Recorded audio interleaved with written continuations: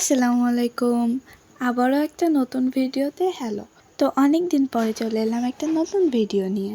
ঢাকা থেকে বাসায় আসার পরে তেমন কোথাওই আমি ঘুরতে যাইনি। তো আমার খুব ঘুরতে যেতে মনে চাচ্ছিল। তো আমি একটা পোস্ট দিয়েছিলাম।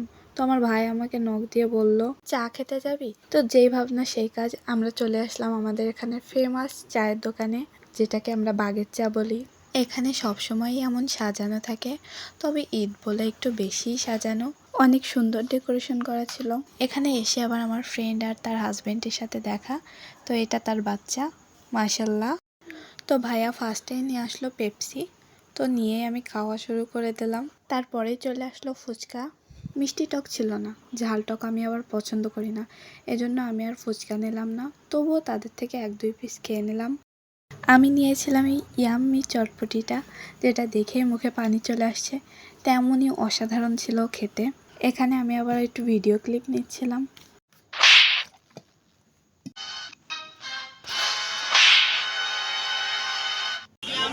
আর এখানে আম্মু খাচ্ছিল আর আমি জ্বালাচ্ছিলাম আম্মুকে।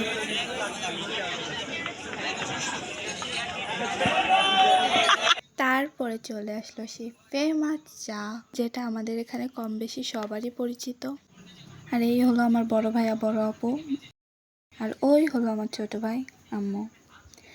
দেন খাওয়া দাওয়া শেষে আমরা চলে যাচ্ছিলাম বাসার দিকে।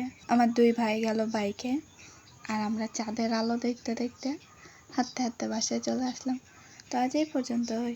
টাটা, আল্লাহ হাফিজ।